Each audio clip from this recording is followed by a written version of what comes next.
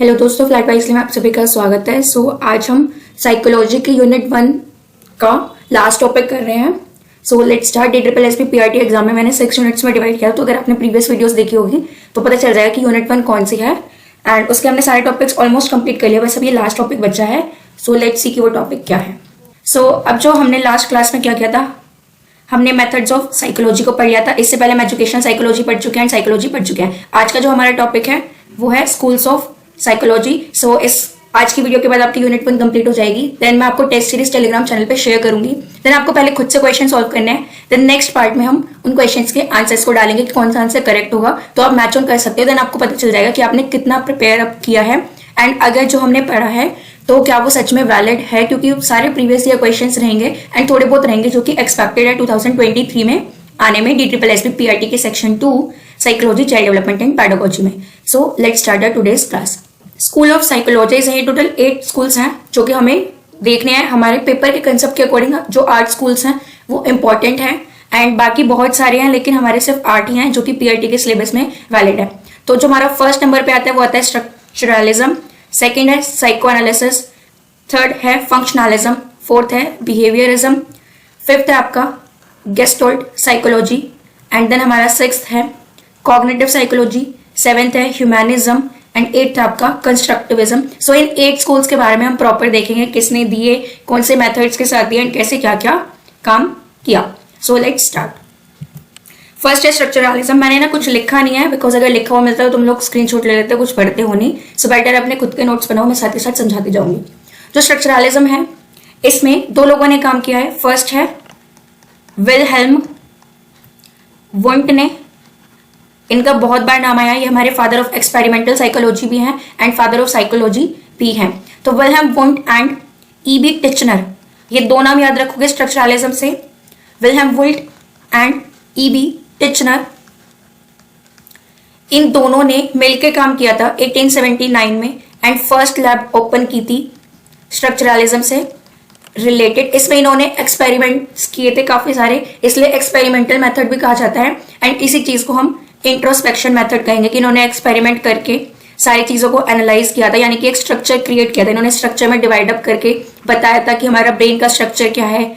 जैसे कि मैं MRI कराती हूँ, हमें पता चल जाता है कि हमारा ब्रेन का स्ट्रक्चर क्या है। तो इस टाइप से इन्होंने काफी वर्क किया था। तो ये था पूरा स्ट्रक्चरलिज्म के बारे में, जो कि आपको पता होना चाहिए स्कूल्स ऑफ साइकोलॉजी में। तो पहली बात आ गई Wilhelm Wundt and E.B. Titchener ने दोनों ने स्ट्रक्चरलिज्म पे काम किया था मिलकर।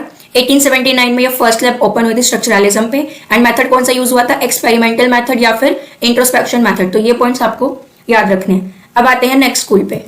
नेक्स्ट स्कूल है हमारा फंक्शनलिज्म। फंक्शनलिज्म में क्या था कि इसमें हमारा जो मेन फोकस था, इट फोकसेस ऑन ब्रेन, यानी कि यहाँ पे आपका माइंड पे ज्यादा फोकस किया गया था, यानी कि फोकस किया था फंक्शंस ऑफ ब्रेन। क्या है, focus is on function of brain. Next जो फंक्शनलिज्म है, इसके जो फादर हम कहेंगे वो होंगे आपके विलियम जेम्स, या फिर इनको हम फादर ऑफ अमेरिकन साइकोलॉजी भी कहते हैं। तो फंक्शनलिज्म से जब भी कोई नेम जुड़ा होगा वो जुड़ा होगा विलियम जेम्स का एंड इनको हम फादर ऑफ अमेरिकन साइकोलॉजी भी कहते हैं एंड फंक्शनलिज्म भी कहते हैं। तो ये चीज याद रखनी है।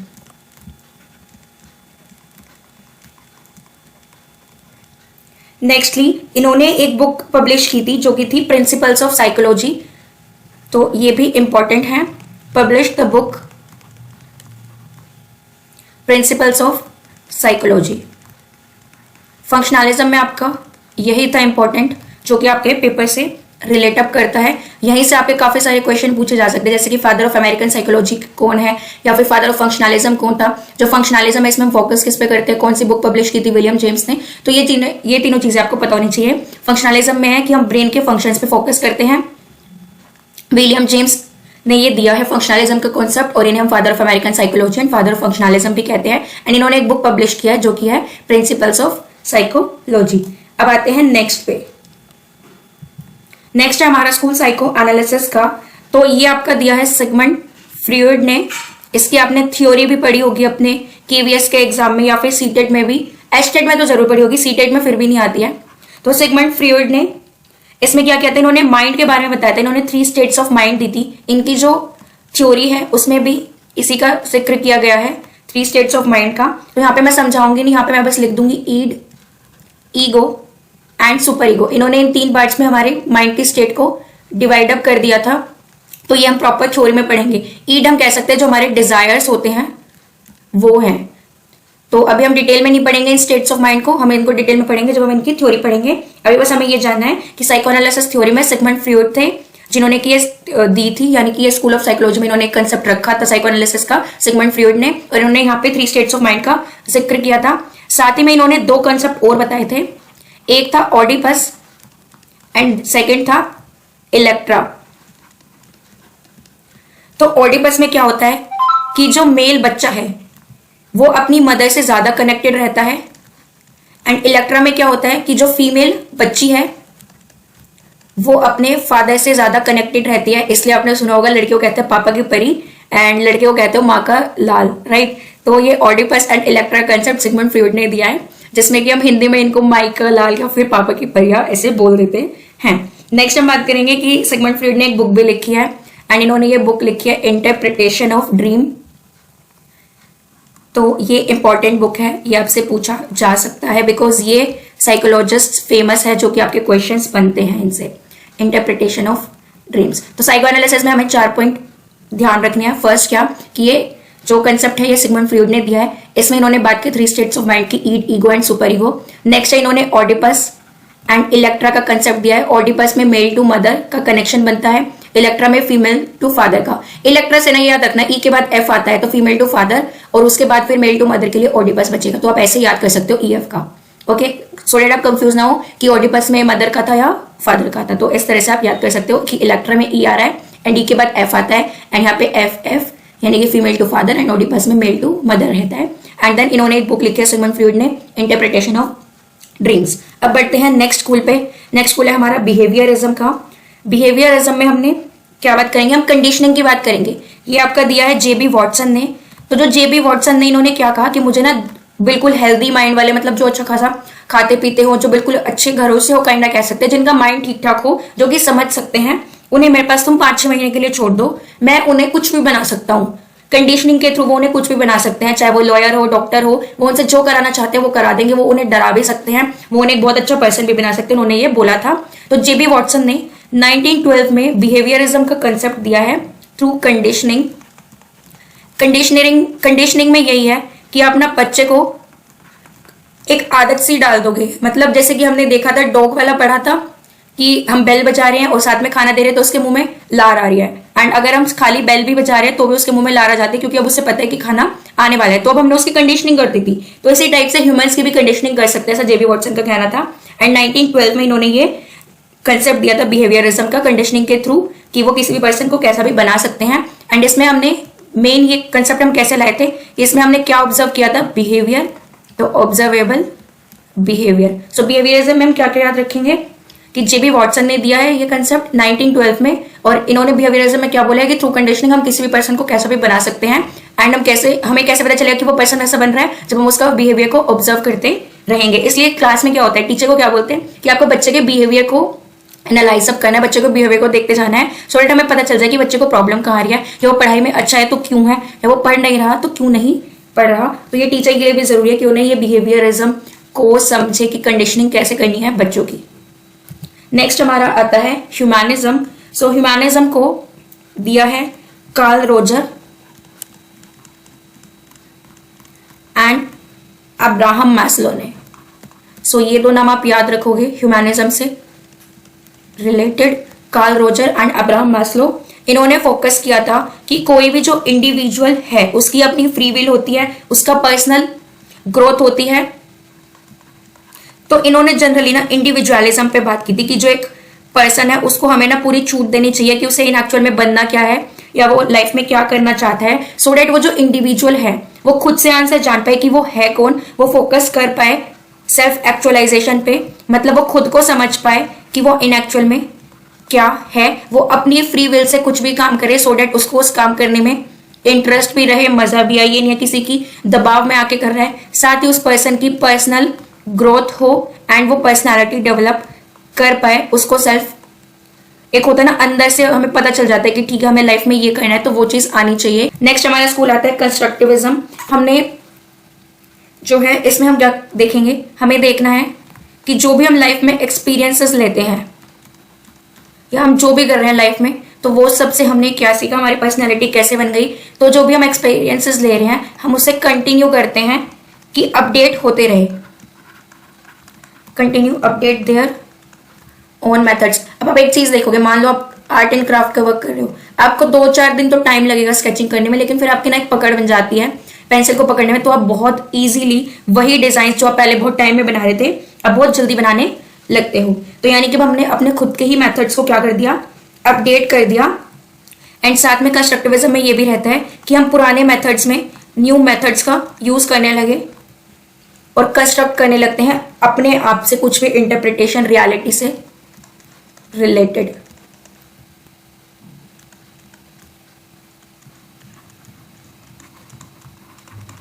Construct on interpretation of reality. Constructivism में स्टूडेंट्स ये ना प्रॉपरली इनका किसी में मतलब कोई नेम नहीं है कि किस साइकोलॉजिस्ट ने दिया है। मेन है इसमें कि हम लाइफ में जो भी एक्सपीरियंसेस ले रहे हैं उन एक्सपीरियंसेस में हम कुछ ना कुछ चेंज लेके आते रहते हैं, अपने खुद के मेथड्स बनाते हैं, अपने कुछ ना कुछ न्यू मॉडल्स बनाते हैं, कंटिन्यू अपडेटेड रहते हैं। अब स्कूल्स का ये देख लो, स्कूल्स में पहले क्या मेथड था और धीरे धीरे अब अपडेट होता गया ना। अब नई एजुकेशन पॉलिसी आई तो उसमें हमने पूरा पैटर्न ही चेंज कर दिया कि हमें पढ़ाना कैसे, 5+3+3+4 का कर दिया। तो अब ये चेंज आया, पहले क्या था कि 10+2 का था, तो ये अब हम चेंज लेके आए अपने खुद के मेथड्स में ही ताकि हम अपडेट हुए अब, राइट। और अब एक्सपीरियंसेस, पहले एक स्टूडेंट, पहले टीचर लर्नर्स रहती थी, अब चाइल्ड सेंटर्ड लर्निंग हमने कर दिया। पहले सब्जेक्ट कंसर्न रहता था, अब हम लर्निंग बाय डूइंग करा रहे हैं। तो हम अपने एक्सपीरियंसेस के थ्रू अपडेट करते रहते हैं खुद के मेथड्स को एंड इंटरप्रेट करते हैं रियलिटी में, हम खुद से लेके आते हैं। अब मान लो आप एक क्लास में फ्रैक्शन का कंसेप्ट पढ़ाने गए हो, तो आप उस क्लास में दूसरे मेथड से पढ़ाओगे एंड आप चाह के भी ना जब दूसरी क्लास में जाओगे तो वो सेम कंसेप्ट से नहीं पढ़ा पाओगे, कुछ ना उसमें अपडेट कर दोगे। वो अपडेट कैसे कर पाओगे, बिकॉज जब आपने वहां पे पहली क्लास में फ्रैक्शन का कंसेप्ट पढ़ाया था तो उसमें बच्चों के कुछ क्वेश्चंस रहे होंगे एंड बच्चों ने कैसे रिएक्ट किया था, तो उस अकॉर्डिंग आपने खुद से अपने ही कंसेप्ट में कुछ ना कुछ नई इंफॉर्मेशन ऐड ऑन कर दी एंड उसको कंस्ट्रक्ट कर दिया नया वे में, आप एक तरह से लेके चले गए एंड जब दूसरी क्लास में पढ़ा रहे हो तो वो कंसेप्ट और भी अच्छी तरह से पढ़ाया गया। बाकी 2 लास्ट स्कूल्स और रहते हैं साइकोलॉजी के, so let's study them also. Next है गेस्टाल्ट साइकोलॉजी। सो जो गेस्टाल्ट साइकोलॉजी है ये दी है मैक्स वर्दीमर ने, ये नाम याद रखना है, मैक्स वर्दीमर। इन्होंने एक लाइन बोली थी कि जो होल होता है वो ग्रेटर होता है अपने पार्ट से। अब हमने एक कहावत सुनी है कि आधी अधूरी नॉलेज कभी नहीं रखनी चाहिए, हमेशा रखो तो पूरी नॉलेज रखो, क्योंकि आधी अधूरी नॉलेज के साथ बहुत से नुकसान हो सकते हैं। So whole is greater than the sum of its parts. तो इसलिए कहते हैं कि आधी अधूरी यानी कि पार्ट्स में नॉलेज को मत रखो, पूरी कंप्लीट नॉलेज रखो अगर कोई चीज तुम किसी को बता रहे हो तो इनका ये कथन था मैक्स वर्दीमर का। एंड जो गेस्टाल्ट साइकोलॉजी से रिलेटेड आपके जो कुछ और साइकोलॉजिस्ट है जिनका हम नाम लेते हैं वो है, एक तो मैक्स वर्दीमर ही हो गए, नेक्स्ट है आपके वुल्फगैंग कोहलर, वुल्फगैंग कोहलर इनका पूरा नाम है। आप जब इनकी थ्योरी पढ़ते तो हम सिर्फ कोहलर की थ्योरी बोल देते हैं। नेक्स्ट है कॉफका एंड एक और है कुर्ट लेविन जिनकी फील्ड थ्योरी है, ये भी हम पढ़ेंगे, इन दोनों की थ्योरीज भी हम पढ़ेंगे। तो ये 3 आपके ऐसे साइकोलॉजिस्ट है जो कि गेस्टाल्ट साइकोलॉजी के साथ जिनका नेम जुड़ता है एंड जो फादर आप कहोगे गेस्टाल्ट साइकोलॉजी के वो है मैक्स वर्दीमर। एंड साथ में इसमें फोकस किया किस पे किया जाता है गेस्टाल्ट साइकोलॉजी में, परसेप्शन पे, कि आप किस चीज को कैसे ग्रहण कर रहे हो या अपनी नॉलेज के अकॉर्डिंग कैसे उसको चेंज कर रहे हो, क्रिएटिविटी पे एंड थिंकिंग पे। तो ये पूरा कंसेप्ट है गेस्टाल्ट साइकोलॉजी का। अब आते हैं लास्ट है कॉग्निटिव साइकोलॉजी। सो कॉग्निटिव साइकोलॉजी को किसने दिया था, 1960s में मिलर थे एंड जेरोम ब्रूनर थे। जेरोम ब्रूनर का आपने नाम फिर भी सुना होगा, मिलर का शायद ना सुना हो, एंड जिसने सुना है वो बहुत अच्छी बात है कि आपको नॉलेज रखते हो, बुक से आगे बढ़ते हो। तो जो मिलर एंड जेरोम ब्रूनर थे इन्होंने एस्टेब्लिश किया था एक सेंटर जो कि था centre for cognition, centre for cognition, ठीक है। तो 1960s में मिलर एंड जेरोम ब्रूनर ने एक सेंटर को एस्टेब्लिश किया था जिस सेंटर का नाम था सेंटर फॉर कॉग्निशन। एंड इसमें ये लोग किस पे फोकस करते थे, कॉग्निटिव से ही समझ लो, हमने पियाजे की थ्योरी पढ़ी है तो उसमें माइंड के ऊपर बात हो रही है कि हमारे माइंड में स्कीमास बनते हैं, एक बच्चा जब इतने साल का होगा तो वो कैसे बिहेव करेगा। तो हमने कॉग्निटिव डेवलपमेंट में कुछ स्टेजेस भी पढ़े हैं, राइट। तो हम उसमें हमारे सारा माइंड का खेल है कि हमारी एक्टिविटीज क्या है, वो सारी हमारी माइंड से बिलोंग करती है। तो कॉग्निटिव का मतलब यह कि हमारा माइंड कैसे काम कर रहा है, थिंकिंग क्या है, उसमें कैसे स्ट्रक्चर्स बनते हैं। तो कॉग्निटिव साइकोलॉजी में किस पे फोकस किया गया कि जो हमारी थिंकिंग है उसी को हमने मान लिया कि वो एक फॉर्मेशन प्रोसेसिंग है, यानी कि इसमें जो भी इंफॉर्मेशन आप डालते हो तो वो कुछ ना कुछ चेंज होती रहती है। यानी कि हमने कुछ इंफॉर्मेशन डाल दी, लेकिन जब हम उसे किसी और को बताएंगे तो हम अपने तरीके से बताएंगे, यानी कि हमने उसमें कुछ ना कुछ चेंज कर दिए। इसका मतलब है कि जो हमारी थिंकिंग है, जो कि हमारी क्रिएटिविटी है, जो हम माइंड से कुछ भी सोच रहे हैं, उसको हमने कैसे तरोड़ मरोड़ के कुछ भी एक नया कंसेप्ट बना दिया या उसको हमने दूसरे वे से समझाना चाहा। तो कॉग्निटिव साइकोलॉजी में 1960s में मिलर और जेरोम ब्रूनर ने एक सेंटर एस्टेब्लिश किया कॉग्निशन के लिए। एंड इन्होंने मेन फोकस किया हमारे माइंड पे। एंड इन्होंने बोला है कि थिंकिंग एज इंफॉर्मेशन प्रोसेसिंग, इन्होंने थिंकिंग को बोल दिया कि ये एक इंफॉर्मेशन प्रोसेस करने का तरीका है कि जो भी हमारे पास इंफॉर्मेशन है उसको हम अपने माइंड में कैसे सोच रहे हैं, उसको हम कैसे समझने की कोशिश कर रहे हैं। तो हमारे स्कूल्स ऑफ साइकोलॉजी खत्म होते हैं। अब हम ना कुछ व्यूज देखेंगे कुछ साइकोलॉजिस्ट पे जिनके नाम ना कई बार पूछे गए हैं DSSP के एग्जाम में। तो हम उनके कुछ व्यूज देख लेते हैं। तो फर्स्ट है Margaret Washburn.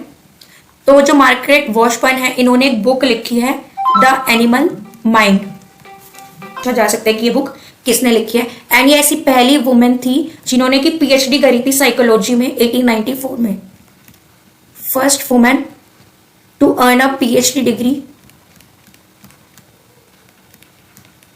in psychology in 1894। तो 1894 में आप खुद देख सकते हो कि लड़कियों को इतना पढ़ाया नहीं जाता था, फिर भी ये इतनी ज्यादा पढ़ी लिखी हैं कि इन्होंने PhD भी कर ली थी साइकोलॉजी के अंदर 1894 में। एंड इन्होंने एक बुक लिखी थी द एनिमल माइंड, यानी कि एनिमल्स की साइकोलॉजिस्ट थी।